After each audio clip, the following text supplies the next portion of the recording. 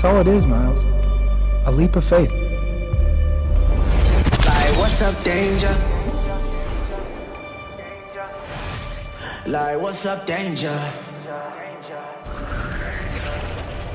Like, what's up, danger?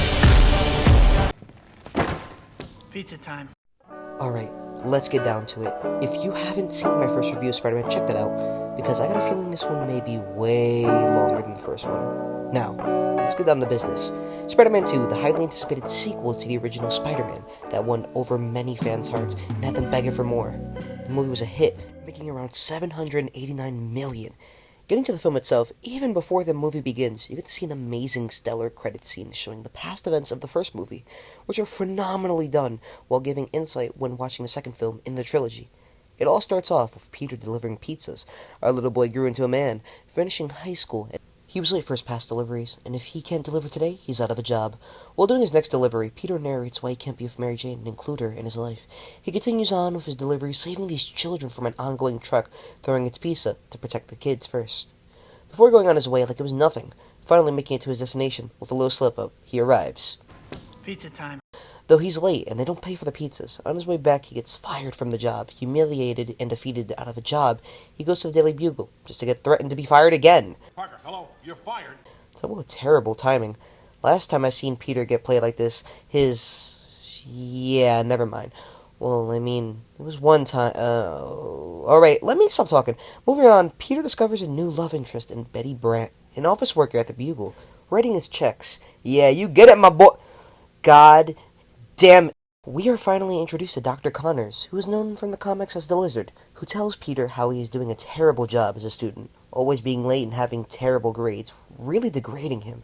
As Peter talks about writing a paper on Doc Ock, Connor replies that he knows him and that he's a good friend of his, showing the connection between them. Then Peter goes home after a tiring day. He gets a surprise party from his backstabbing best friend to the end. Literally. And his bimbo redhead crush Mary whore, Jane. That's where Peter gets the opportunity to meet Dr. Otto Gunter Octavius. Yes, you heard me. This motherfucker's middle name is Gunter. Is this you, bozo? Moving on, Peter and Harry start talking about Spider-Man, having a very heartwarming talk about how Spider-Man is a menace, and that menace just so happens to be himself. Then comes the sad scene. Play the music for me, my boy. Sad song for you on the world's smallest violin. Aunt May, giving him, for his birthday, $20. To this day, this scene gets me teared up.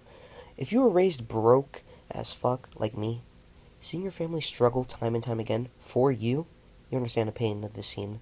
I felt so sad for Aunt May, and when she was crying, I lost it. Got me like... Aunt May's easily one of the best actors in the trilogy. She never broke character or ever fucked up shit. I might go as far to say she's top 3! Peter continues on and on, rejecting Mary Jane until she says she's seeing someone else. And for once, I agree with Mary Jane. Peter can't be upset with her. She's moving on with her love life, and that is perfectly fine. If you disagree, you're weird. Peter makes it to his apartment after a terrible, depressing day, beating his landlord just for him to take the fucking $20 Aunt May gave him. Now listen here, you motherfucker. If you don't get your Sid the Sloth-looking ass head off the fucking screen, I'll drag you by your Count Chocula hair. Motherfucker can smell Peter with that big-ass Squidward nose. Oops, my bad. Now, moving on. Peter meets Dr. Otto Octavius, and the scene is actually incredibly cool to watch, as they converse among each other and his wife, while Peter and Otto talk about nerdy-type stuff. It's very heartwarming to finally show a friendly face after all the negativity he's been through. As Otto gives Peter advice to read poetry to women, where Peter gets the idea to read poetry to Mary Jane. Also, little Easter egg, showing Mary Jane's pics inside the closet. Relax, Joe.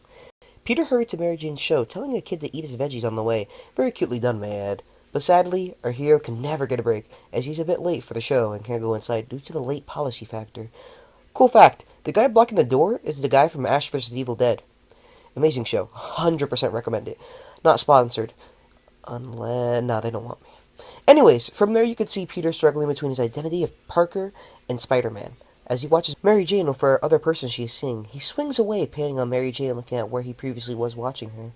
He swings away in action as he falls from a huge height with a scream, which is hilarious instead of serious, honestly.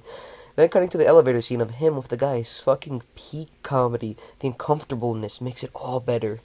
Peter talking on the phone to himself after the phone dies shows of the sad, harsh reality of taking on the role of Spider-Man, that people can cut you out with no repercussions because of your prior actions.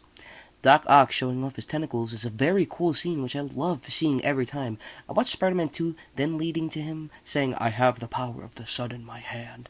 It's such a prolific scene demonstrating Doc Ock's both overconfidence and reign to soothe madness. The machine starts sucking things in, imploding on itself. Hey, yo. As Doc Ock's inhibitor chip breaks. Well, damn, that was an easy break. Why the fuck didn't this man have more cover for the chip? Like, of course it's gonna break that easily.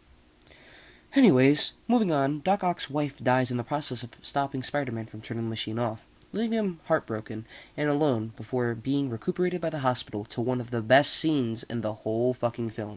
Doc Ock is on a hospital bed as the doctors try to find a way to remove the tentacles. As everything seems fine, all of a sudden, the tentacles move on their own, starting to react, attacking everything in sight. Even being blind at the current moment, the tentacles go off, creating an amazing scene. As he starts talking to the tentacles, letting them take control, shows his dire situation. Then leads to Peter trying to get Aunt May's house refinanced, so she won't get kicked out. Doc Ock attacks the same bank. Like, how? Out of all the banks in New York, you get the same bank? You know what, whatever. Through some maneuvers and leaving his defenseless old lady of an aunt, he dons the red and blue spandex, fighting Doc Ock in the bank. After trading blows back and forth, Aunt May is snatched and taken away by Doc Ock to a dramatic fighting scene above the building. The anticipation rises as he drops Aunt May and Peter catches her as they go back and forth, Aunt May even catching herself, before a funny little corny scene of Aunt May smacking Doc Ock, but cool nonetheless. The scene then cuts to a party where Peter can't seem to catch his luck. Harry breaks bottles, and after his loss of money from Doc Ock, and he continues to drink and talk about Spider-Man to Peter. Like, buddy, you better relax. We all know what happens when you get a little too angry. Then Peter is whisked away by Jonah to take pictures and finally talks to MJ about her new man, who is beyond this world. Heh. Get it? Because he's an astronaut? You gotta be ashamed of yourself, nigga. Real talk. You gotta be ashamed of yourself. MJ goes on to Peter about why he's a shitty best friend, and why he'll be stuck in that friend zone with no pussy to ever be seen, unless he gets it from a different pussy. Harry comes back for round 2 to Peter, to give him the good old 1-2 across the face, then literally right after Peter finds out that the girl he loves is getting proposed to by another man. Okay, what the fuck is up right now? Is this some kind of Bandersnatch situation? Or is this motherfucker in the fucking Matrix? The way he's getting fucked over right now, then literally right after the whole ordeal, tries to swing home just for his webs to stop, and he falls down an alleyway. Alright, I get it. He has it terrible right now. Just give this man some bitches, or enough money to pay for rent. It cuts to Doc Ock rebuilding his machine again, and Peter getting a checkup from the doctor. And may I say, this doctor is a true G. Where you see a doctor let you talk about hypothetically being Spider-Man actually going with it. Unless you are in a mental institution. That is a totally different situation entirely. Peter has a talk with Uncle Ben while dreaming. It's pretty sweet, as Peter basically tells Uncle Ben he can't do it any longer. The symbolism in this scene is astoundingly overlooked. He's in the same car he last saw Uncle Ben before the incident, and just like in the first movie, he ignores Uncle Ben's points and goes on his own whim. Again, not learning the consequences, as the iconic scene of him throwing away his costume is shown in this bop. Raindrops keep falling on my head. Peter is getting his life together, even getting passing grades, and fucking finally attending MJ's shows. MJ tells Peter how he looks different. They argue over everything they've been through. The scene is alright, little lackluster, but low-key sided with MJ. Pete was way too late. Jonah gets the suit from when he quit through a garbage man, and it's wide broadcasted through the paper. My boy Peter getting bitches, but then he sees someone getting mugged and beaten, and walks away, realizing he can't help anymore. Then leads on to Peter and Aunt May going to Uncle Ben's grave, and Peter telling Aunt May the truth, which is a hard, heartbreaking scene to watch. Harry obsesses over Spider-Man like AOT fanboys obsess over Aaron or Mikasa.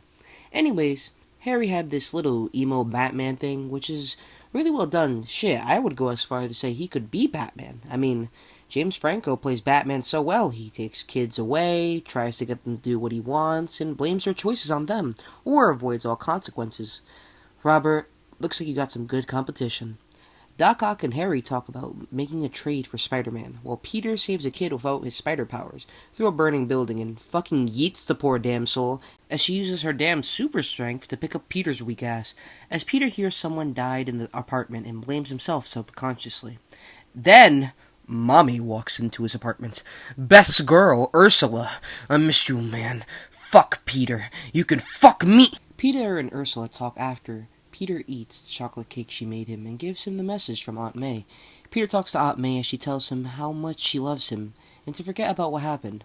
A beautiful, well-put-together scene as she tells Peter how people miss Spider-Man and need a hero. Peter jumps off a roof and fails tremendously as he falls, hitting his back on a car twice as he groans on and on about his back. It's funny as fuck every time. Now this scene from MJ bothers me. She tries to recreate the Spidey upside-down kiss scene with her fiancé. Like, bitch, you already had one man, two man, fucking red man, and blue man. Stop the shit and treat my dude normally. He does outer space shit. He's getting no bitches in the whole galaxy. Let him get this. MJ is unsatisfied like most redhead white women I've been with. MJ talks to Peter in a coffee shop where he tells her how he doesn't love her. I feel hella bad for MJ, not gonna lie. As they go in for a kiss, Peter saves MJ from a car, and instead of running away together, they decide to stand there, wait like an enemy from a fucking anime, waiting for the MC to power up. Like, what the fuck are you doing? Bitch, move! Then this motherfucker broke a perfectly good pair of glasses, and if you have glasses, you know how expensive them shits are. Peter and Doc Ock start fighting on the train, and not gonna lie, my boy getting his shit rocked by Doc Ock as he saves civilians on the way. Then the scene comes where Otto breaks the control panels from stopping and dips, and Peter has to stop the train as his spider sense detects that it stops off the bridge conveniently near an ocean. Peter then strategically saves the train, but in the process sacrifices his body, and then the iconic scene that doesn't even need to be named happens.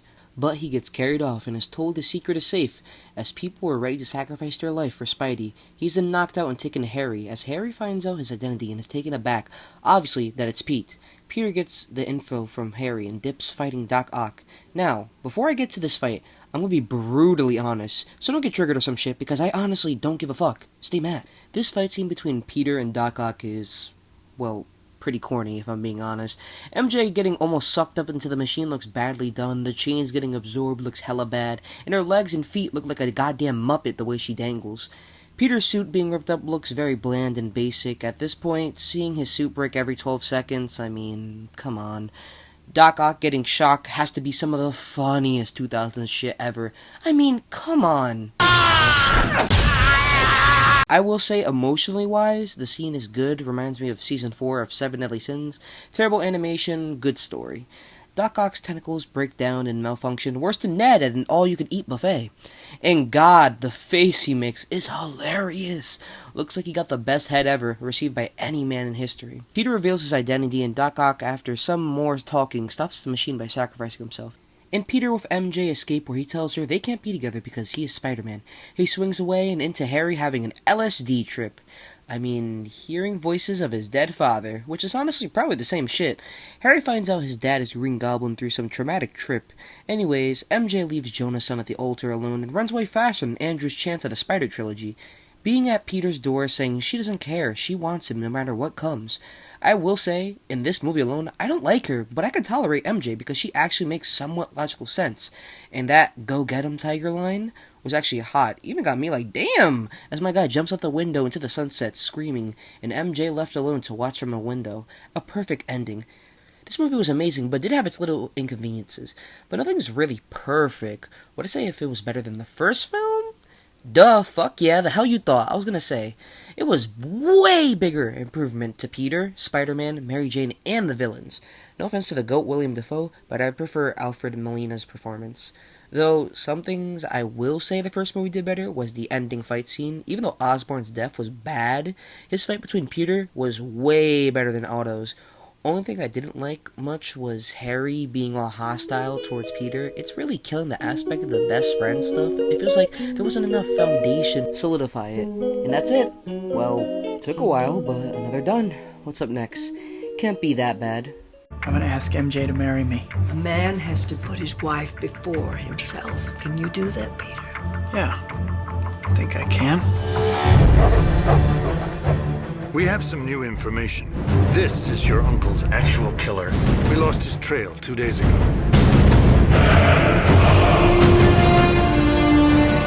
This man killed my uncle, and he's still out there. Revenge is like a poison that can take us over. And before you know it, can turn you into something ugly. The suit. Where'd this come from? The power. Feels good. Oh, fuck me.